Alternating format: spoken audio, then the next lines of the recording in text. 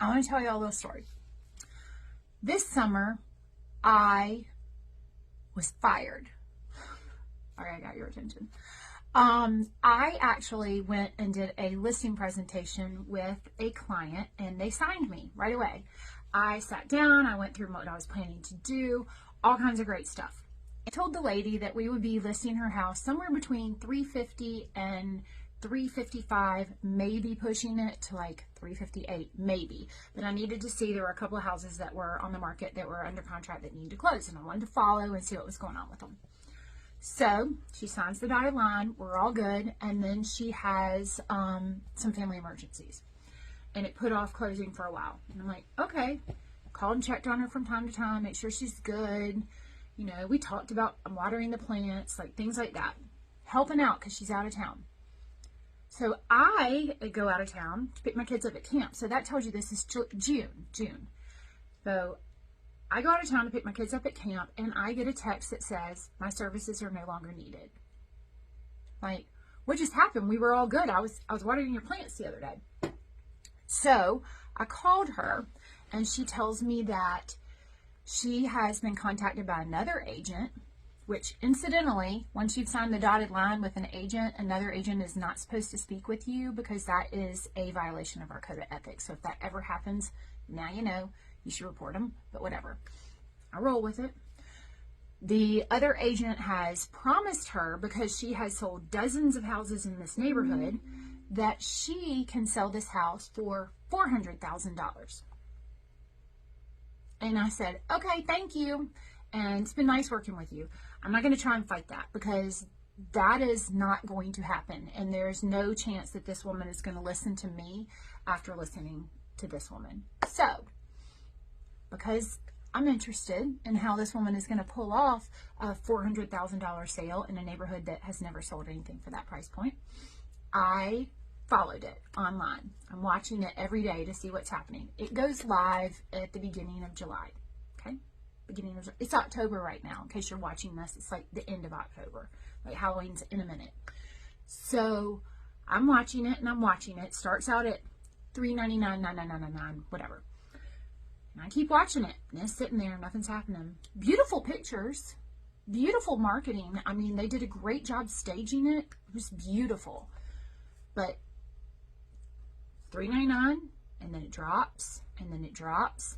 We get to the end of August, the beginning of September. Now, remember, she wanted to list this thing originally in July. In beginning of September, it is dropped down to $369.9.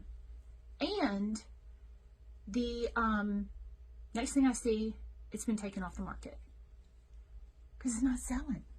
So, incidentally, I looked up this agent who had sold dozens of houses in this neighborhood, listed dozens of houses in this neighborhood. She hadn't ever listed anything. Now, she'd been a buyer's agent. She had never listed a single thing. So she lied, and clearly lied about how much the house was worth. But that's a story for another day. So I called the person again, and I said, hey, I'm just checking on you. I saw your house was off the market. Did y'all decide not to sell? And she said, well, we are listing with somebody else next week. Okay, great. So I'm just trying to be helpful. It's my job. So I watch it again. Starts out at $369.9, which is where it ended before. And it sat, and it sat, and it sat. And it just went under contract, like yesterday. And here's the thing. Even at $369.9, which is almost guaranteed they did not get $369.9 for this, because it has been sitting for 2 solid months at that price point. And there is no way a buyer is going to pay full price when something's been sitting that long. But even at that price point, this seller had carrying costs because her husband had already moved and she's living in this house. So they have 2 homes that they're paying for. She's got her mortgage on this house, and she's got mortgage on the other house. She's got utilities and phone and cable and all that stuff. And from what I know of how much her bills were each month, because we discuss this when we talk about things, it was about $5,000 a month for her to do the carrying cost of that house.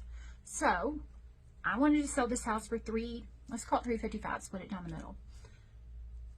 She's most surely not under contract for $369, but let's say it's like $365.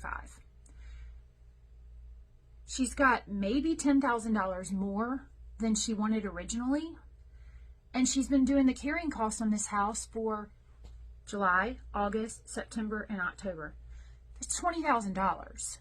She is selling her house for less than I would have been able to sell it for if it had been priced properly.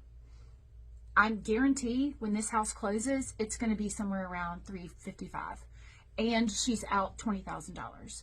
So when I tell my clients, and I'm like Yoda here, when I tell my clients, when you gamble to win, you're also gambling to lose.